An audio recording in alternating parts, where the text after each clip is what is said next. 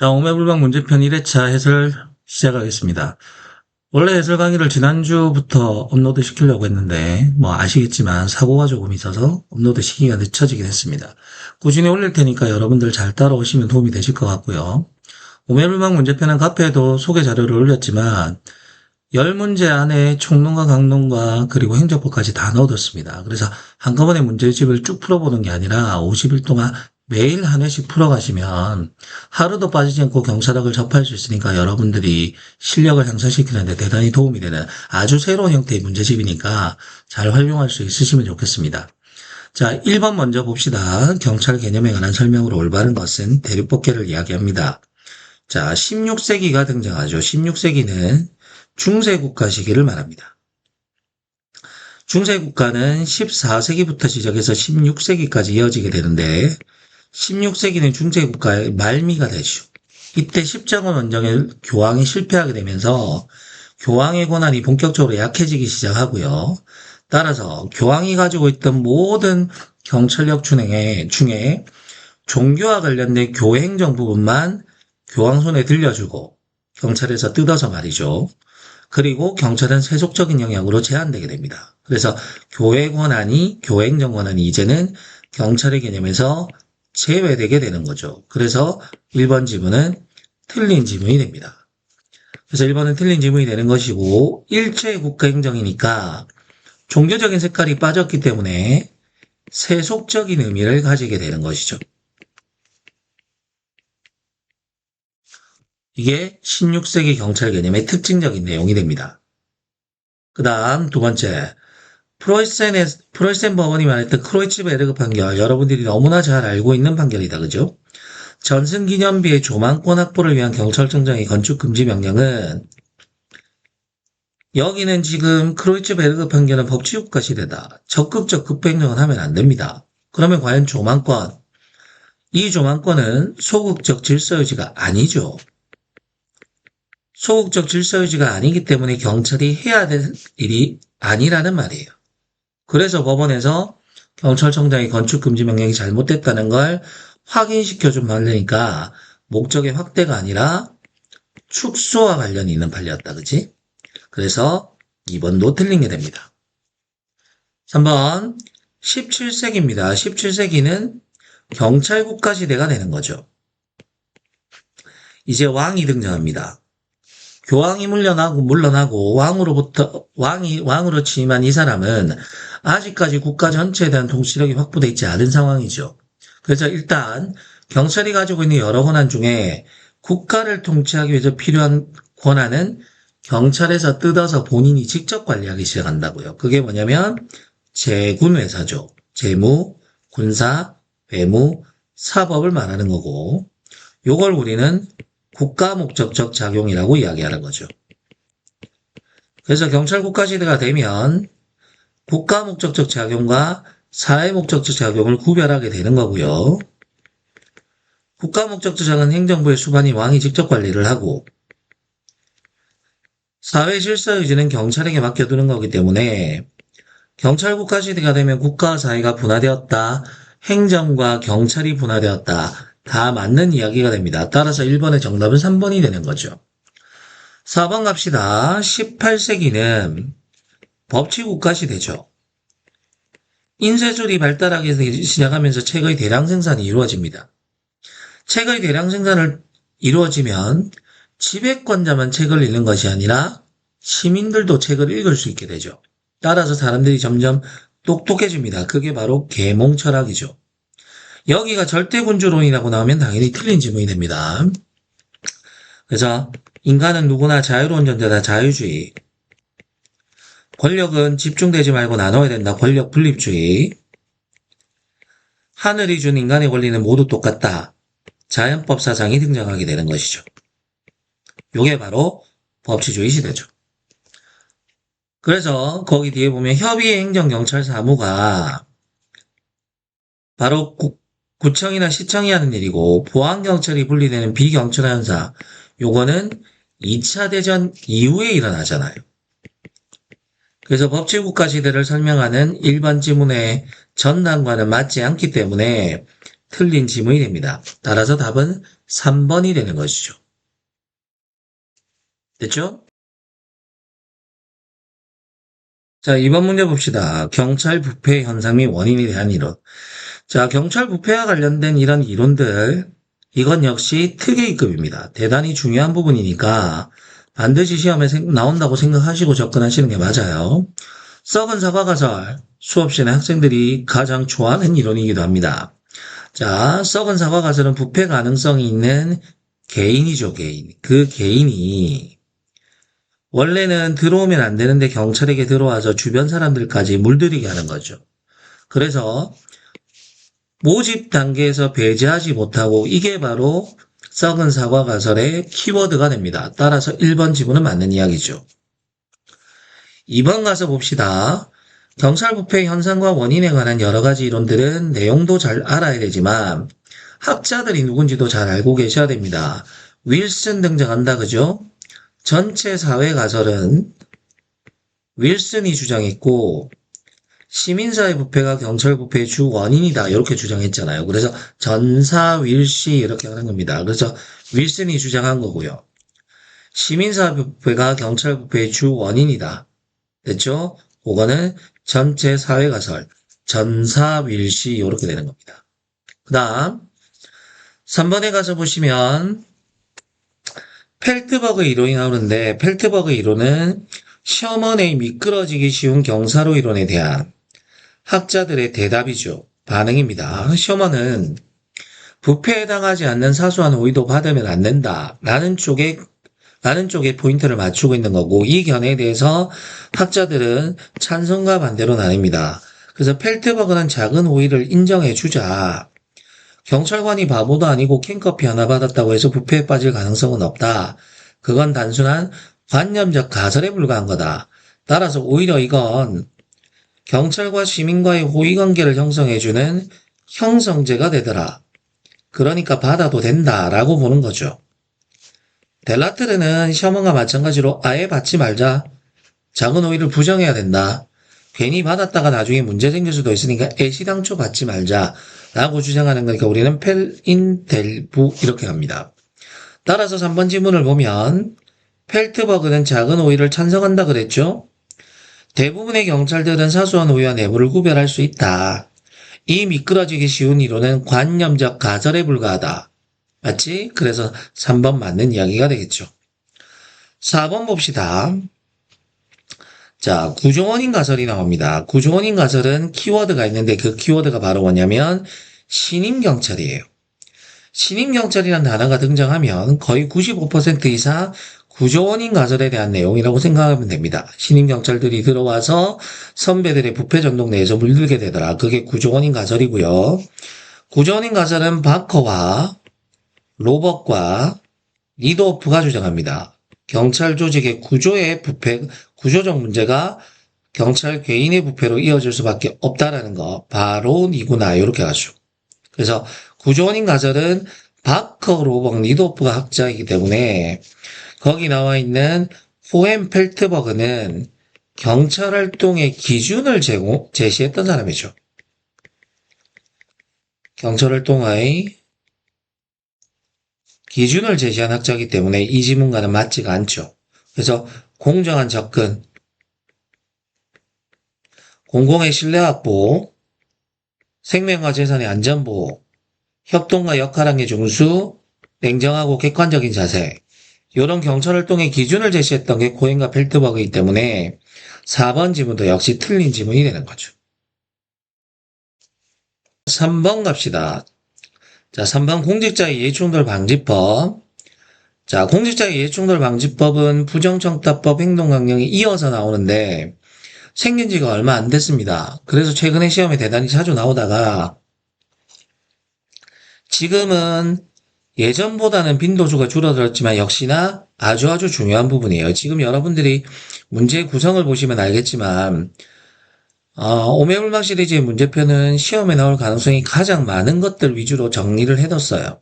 문제 구성을 했기 때문에 여러분들이 꼼꼼하게 살펴보시면 성적을 향상하는 데는 대단히 도움이 되실 겁니다. 공직자의 이해충돌 방지법 최근에는 예전만큼의 빈도수는 아니라고 하더라도 시험에 나올 가능성은 언제든지 대단히 높은 부분입니다. 자, 첫 번째 봅시다. 이 법에 공공기관이 나오는데 공립학교와 공립학교는 들어가지만 사립학교는 안 들어가죠. 요게 바로 부정청탁금지법과의 차이죠. 부정청탁금지법은 사립학교도 들어가고 언론사도 공공기관에 들어간단 말이야. 사립학교도 들어가고 언론사도 들어가는데 공직자의 이해충돌방지법에서는 사립학교 언론사는 공공기관에 들어가지 않습니다. 그래서 1번 질문은 틀린 게 되는 거고요. 2번, 이 법의 고위공직자는 치안감 이상입니다. 여기 시도경찰청장을 따로 뒀던 이유가 세종시만 경찰청장이 경무관이기 때문이에요. 그래서 원칙적으로는 고위공직자는 치안감을 이야기하는 겁니다. 그래서 2번도 틀렸죠. 3번, 공직자의 이해충돌방지법은 날짜는 무조건 14일이에요. 횟수는 2개만 빼고 전부 다 2년입니다. 그래서 날짜는 크게 신경 쓰지 않으셔도 돼요. 왜? 모조리 14일이니까. 자, 부동산을 직접적으로 취급하는 직간접적 X라고 이야기했고요. 간접적까지 포함되는 것은 우리 행동강령에서 협찬금지밖에 없습니다. 협찬받으면 안 된다. 그때 이야기할 때 직접적, 간접적이 동시에 등장하지 간접적이 등장하는 부분은 우리가 배우는 법률과 규정 중에는 없어요. 전부 다 피해자도 직접적, 그리고 관계도 직접적인 걸 이야기하는 겁니다. 대통령령을 정하는 공공기관의 공자 LH공사라고 생각하시면 되죠. 여기서 택지 개발을 하는데 미리 땅을 사둔다거나 자기가 땅을 가지고 있는 곳에 택지 개발이 이루어지도록 유도할 수 있기 때문에 신고하라고 돼 있죠. 언제까지? 14일 이내죠. 안날로부터 14일 이내, 매수 후에 14일 이내에 신고하는 거니까 여기는 틀린 게 됩니다. 그 다음 공직자의 이해충돌방지법은 모조리 2년인데 3년짜리가 2개 있다 그랬다 그죠? 그것만 잘 체크하면 됩니다. 고위공직자 민간 분야 업무활동 내역 제출하는 고민 3년이 기준이고요. 비밀이나 미공개 정보 이용하면 안 된다는 것도 고위공직자가 그만두고 나서 3년 이내 다 들어갑니다. 그래서 고민, 비밀 2가지만 3년이 되는 것이고 30일 이내에 소속 기관장에게 제출하면 되는 거니까 결론적으로 4번이 맞는 지문이 되겠다. 그죠? 됐죠? 자, 4번 경찰관 직무집행법 갑시다. 경찰관 직무집행법은 잘 아시는 것처럼 작용법이죠. 작용법. 작용법 1조 1항의 키워드는 직무수행입니다. 직무수행. 자, 조직법이 우리가 말하는 국자법이죠. 국자법은 직무 범위랑 기본 조직을 정하고 있죠.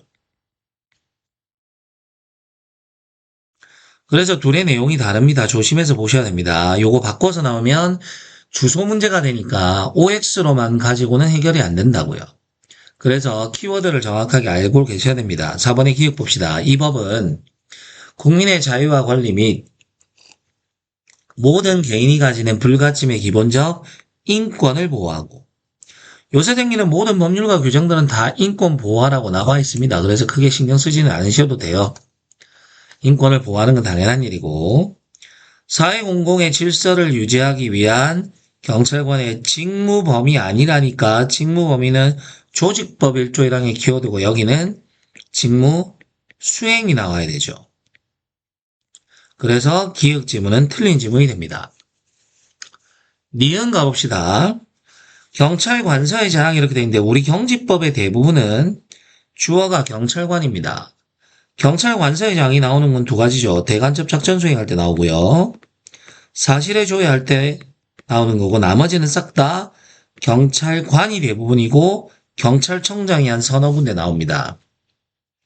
여기 니은 지문은 국제협력, 즉 외국과의 어떤 관계를 유지하기 위한 건 우리도 급을 좀 맞춰줘야 됩니다. 그래서 여기는 주어가 누가 돼야 되냐면 경찰청장이 돼야 되는 거니까 니은 지문 틀렸죠. D가 경찰청장 위해성 경찰 장비 새로 도입하려고 할 때 외부 전문가 들여서 안전성 검사 실시하고요. 그 결과 보고서를 경찰청장이 제출합니다. 물론 경지법에 날짜가 없지만 요거는 3개월 이내죠. 그런데 국회의장에게 제출하는 게 아니고요. 국회 소관상임위원회에 제출해야 되잖아요. 국회 운영위원회는 국회 관할, 경찰이 관할할 때 나온 거고 여기는 해당하는 국회 소관상임위원회에 제출하는 거니까 디귿도 틀린 지문이 되겠죠. 리을 봅시다. 법률에서 정한 절차에 따라 체포 구속된 사람 또는 신체 자유를 제한하는 판결이나 처분을 받은 사람을 수용해 유치장은 무조건 경찰서에만 두죠. 맞는 이야기입니다. 지구대라든가 파출소 나오면 틀린 지문이라고요. 지구대나 파출소 나오면 틀린 지문이니까 조심해서 보시고요. 그 다음 경찰관이 직권을 남용하여 다른 사람에게 해를 끼칩니다.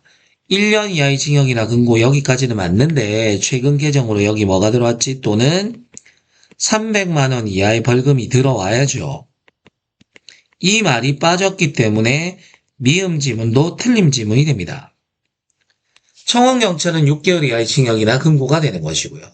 따라서 맞는 것은 미음 지문, 리을 지문 하나밖에 없습니다. 나머지는 다 틀린 지문이 되는 거니까 4번의 답은 4번이 되겠죠.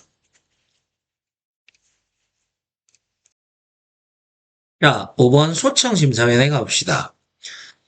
여러 가지 위원회들 때문에 학생 여러분들이 많이 고민하지만 사실은 위원회는 나올 만한 것들만 딱 정해져서 나옵니다. 이 소청심사위원회는 특A급이라는 거 조심해서 보시고요. 얘는 징계 절차가 끝나고 난 뒤에 불만이 있는 경우에 소청심사위원회를 찾아가는 거니까 대단히 중요합니다. 공무원의 신분과 직접적으로 관련이 있거든요.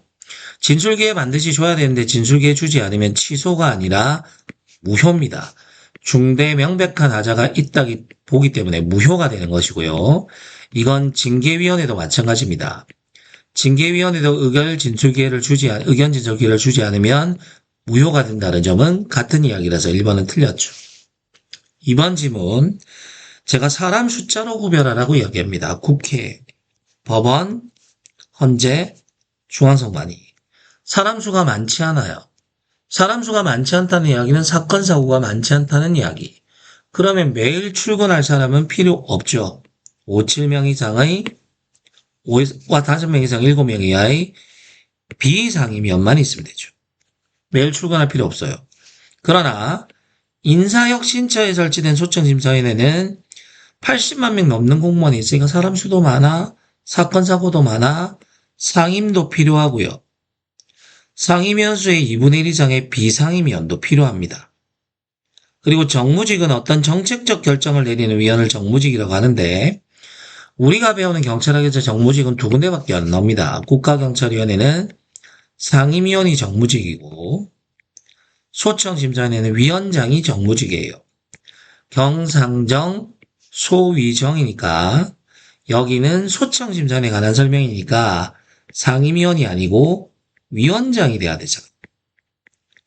그래서 틀린 지문. 3번 파면해임 강등정직 중징계죠. 원래 소청심사위원회 의결 정족수는 제적위원 3분의 2 이상의 출석과 출석위원 과반수의 합인데 중징계는 무거워진다 그랬잖아요. 제적위원 3분의 2 이상의 출석위원 3분의 2 이상의 합이니까 3번 맞는 이야기네. 4번 소청심사위원회 결정이 부당합니다. 부당하다고 해도 소청심사위원회는 행정심판이에요. 행정심판은 한 번만 가능합니다. 따라서 행정심판이 떨어지고 난 뒤에 불만이 있으면 소송으로 가는 거지 인사혁신처장이 재심 청구하는 건 안 됩니다. 그러면 행정심판을 여러 차례 하는 거기 때문에 제도가 맞지 않죠. 따라서 답은 5번의 답은 3번이 되는 겁니다. 3번.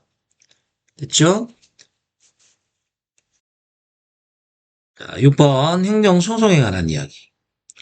자, 행정소송은 소송과 심판을 합쳐서 우리는 뭐라 부르냐면 쟁송이라고 불러요. 쟁송의 대상이 되려면 처분이어야 합니다. 그래서 수업 시간에 처분의 개념적 요건 5가지를 항상 정리해 주잖아요. 첫 번째, 행정청의 행위여야 되고, 두 번째는 당사자가 한 구체적 사실에 대한 법 집행이어야 되고요. 세 번째는 권력적 단독행위, 행정청이 상위 포지션에서 알아서 처리하는 거. 네 번째, 권리 의무의 변동이 생기는 법률 관계고요. 그 다음, 공법 관계일 때 요거를 우리가 처분이라고 하잖아요. 그러면 1번 봅시다. 일반적 추상적 명령 그 자체. 요 법령은 나한테만 적용되는 게 아니라 모든 사람에게 적용되는 거니까 구체적 사실에 대한 법 집행이 아니잖아요. 나의 특정한 행위에 대한 구체적 사실에 대한 법 집행이 아니거든. 그러니까 취소 소송의 대상이 될 수 없다는 건 맞는 지문이 되겠죠. 조례도 마찬가지입니다. 조례도 지방의회가 만드는 규정이기 때문에 원칙적으로는 당연히 이걸 가지고 행정소송의 대상이 되지는 않죠. 근데 예외가 있었죠. 처분적 조례입니다. 처분적 조례라고 부르는 거. 이 처분적 조례는 대표적인 예외사항인데 그게 바로 뭐냐면 두밀분교 폐지조례잖아요. 이 두밀분교 폐지조례는 조례가 완성되는 순간 바로 교육받을 권리가 박탈되는 거기 때문에 처분성이 있잖아요. 이렇게 예외적인 경우만 처분성이 인정되는 거지. 법령 규정 그 자체만 가지고 처분성이 인정될 수는 없습니다. 2번, 행정소송의 대상이 되려면 방금 이야기했던 처분이 있어야 되는데 처분의 종부, 있나 없나의 다툼은 당사자들이 처분 있다 없다, 존재 여부에 대해서 주장할 수도 있죠. 그럼 법원이 조사합니다. 또 당사자들이 조사하지 않았더라도 다투지 않았더라도 직권으로라도 처분의 존재는 먼저 확인해야 돼요. 처분이 있어야 소송이나 심판이 갈 수 있다 그랬잖아요. 그래서 직권조사 사항이고 자백의 대상이 될 수는 없는 겁니다. 따라서 당사자들이 다투지 않았다고 해도 의심이 있으면 직권으로 살펴봐야 소송 여부에 대한 전제가 확인될 거 아닙니까? 그래서 2번은 맞는 이야기고 3번, 자, 처분은 어떻게 하라는 이야기다? 처분이라는 것은 나한테 구체적 사실에 대한 법 집행이 돼야 돼요. 처분이 존재해야 소송을 간단 말이야. 그런데 아직 행정청이 아무런 처분을 하지 않는데 내가 보기에 네가 처분을 할 것 같아. 그래서 하지 마. 라고 하는 부작위를 구하는 청구. 이게 바로 뭐냐면 예방적 부작위 소송이에요. 아직까지 처분이 있는 건 아니지만 왠지 너가 처분 내릴 것 같으니까 내가 예방적으로 미리 말할게, 하지 마. 라고 하는 건 존재하지 않는 처분에 대한 소송이기 때문에 허용이 되지 않습니다. 그래서 3번 맞는 이야기죠. 4번, 행정심판 청구가 부적법하지 않았음에도 각한 재결이에요. 원래 재결은 소송의 대상이 아니죠. 소송은 원처분주의인데 재결 자체에 고유한 위법이 있다. 재결 자체에 고유한 위법이 있으면 의결 종족수를 잘못 맞췄다. 자격 없는 위원이 들어왔다. 그리고 지금에도 부적법하지 않은데 부적법하다고 각하했다. 그러면 소송의 대상이 되잖아요. 따라서 여기가 틀렸죠. 소송의 대상이 된다. 이렇게 돼야 되니까 4번이 틀린 지문이 되겠죠. 재결 자체에 고유한 위법이 있으면 원처분주의 예외로서 재결 자체가 소송의 대상이 되기도 합니다.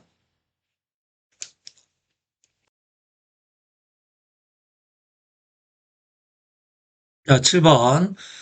명령 통일의 원리 봅시다. 명령 통일의 원리는 공무원 조직은 이렇게 피라미드 형태로 되어 있는데 여기 꼭대기에 청장이 있죠. 이 청장이 유일하게 지시를 내릴 수 있고 보고도 청장 많이 받아야 된다. 그래야 체계의 통일성이 생기고 신속한 처리가 가능하다. 이렇게 보는 게 명령 통일의 원리죠. 1번 조직의 구성원 간의 지시나 보고를 주고받는 과정에서 지시는 한 사람만, 보고도 한 사람에게만 할 수 있다. 명령 통일의 원리 맞고요. 자, 거의 모든 업무 수행의 결단과 신속한 집행이 필요한데 지시가 분산되고 여러 사람으로 받으면 속도도 느려지고 범인도 놓치니까 신속한 대응을 위해서 명령 통일의 원리가 필요하다는 이야기 맞고요. 만약에 청장이 어느 순간 없다? 지시 내리고 보고받을 사람이 없으니까 가만히 두면 안 되죠. 그래서 여기는 경찰청 차장은 필수 기관으로 반드시 대신해서 들어오잖아요. 그러니까 대리, 위임, 유고관리자의 사전 지원 등이 필요하다. 그래서 명령 통일의 원리를 보완할 제도적 장치는 없다. 라고 하면 틀린 지문이죠.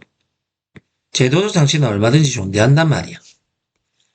계층제의 원리, 위로 올라갈수록 월급은 많이 주고 책임은 더 무거운 거. 그거는 계층제의 원리에 관한 설명이니까 4번이 틀린 지문이 되겠죠.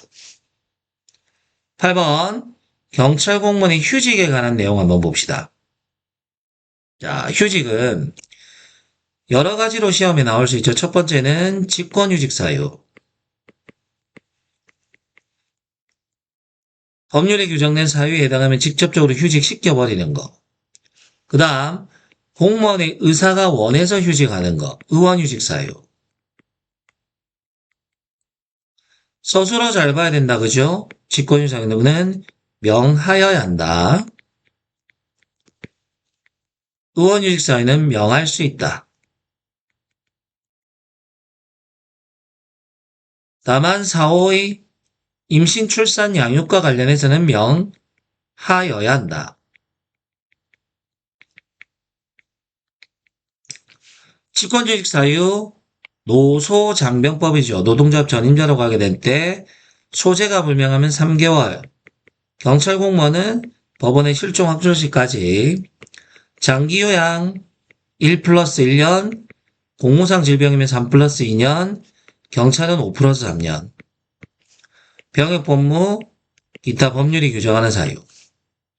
의원휴직 사유는 중복량 안돌바유 이렇게 합니다. 중앙인사기관장이 정하는 기간이 2년, 국제구구 채용기간인데 민간기업은 3년 이내, 자녀 1명당 임신, 출산, 양육과 관련 3년 이내, 안식년은 1년, 됐죠? 가족을 돌보기 위해서 1년 이내 재직기간 중 3년 초과는 안 되고, 유학은 3+2년이다. 이렇게 가잖아요. 자, 1번 봅시다. 8세 이하, 양육, 임신, 출산, 자녀 1명당 3년 이내. 1번 맞네요. 2번, 장기요양 1+1년, 공무상 질병 3+2년 맞고요. 만약에 경찰공무원법에 따른 경찰공무원은 5+3년이겠죠.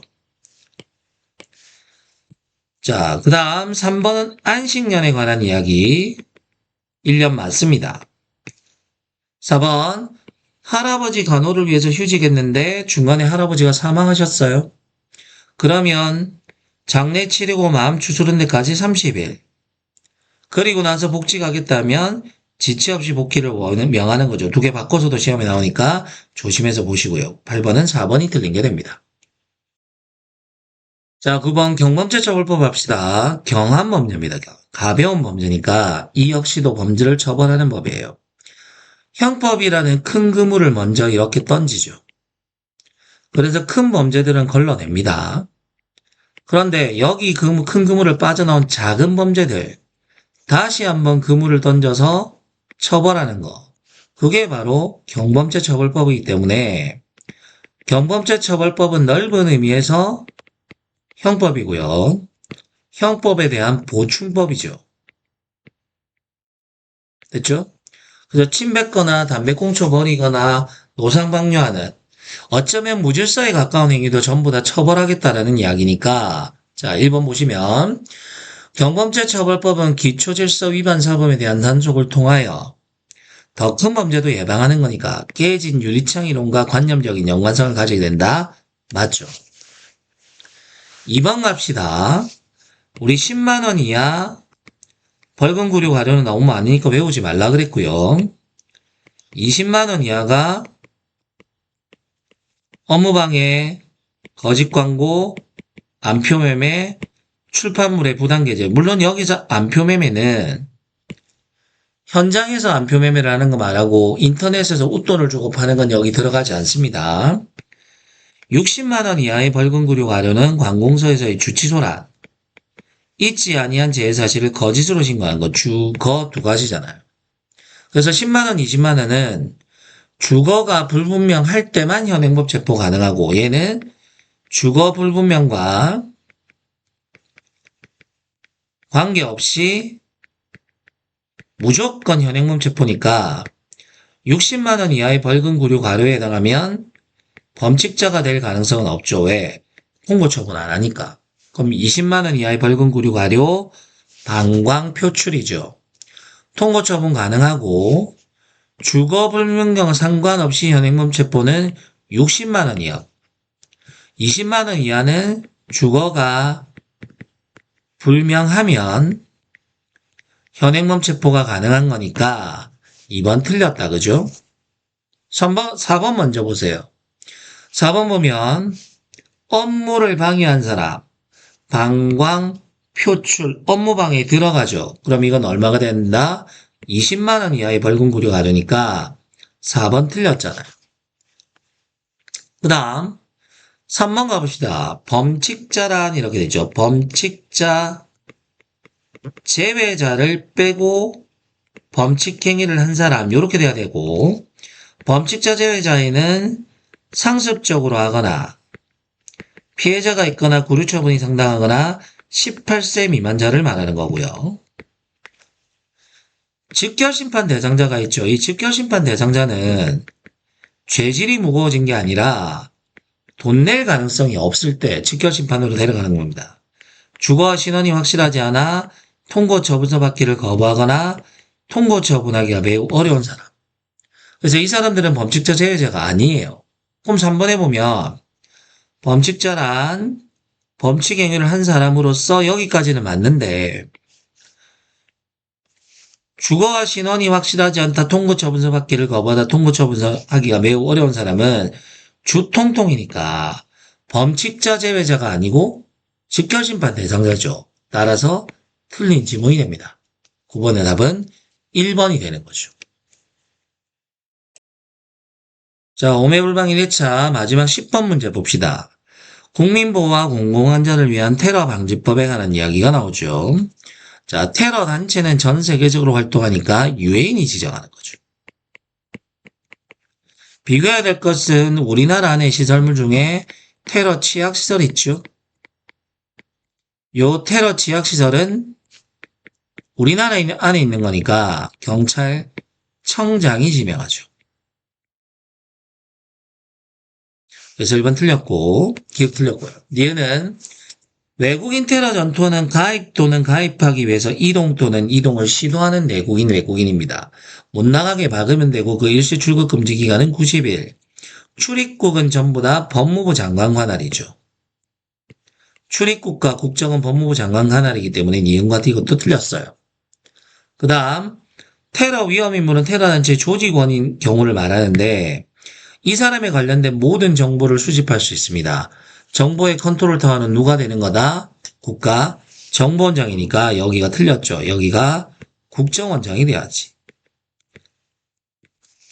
그리고 서술어는 처음에 법을 만들 때는 하여야 한다라고 했지만 혹시 오해받아서 인권침해 우려가 있기 때문에 할 수 있다라고 돼 있고 보고는 무조건 하여야 한다가 맞죠. 그래서 리얼도 틀렸고요. 모두 다 틀린 지문이 됩니다. 따라서 답은 1번이 되겠네요. 자, 오매불망 문제편 1회차 해설은 여기서 마치겠습니다. 잘 풀어보시고 해설 필요하시면 들으면서 다시 한번 정리하시면 훨씬 더 효과적일 것 같습니다.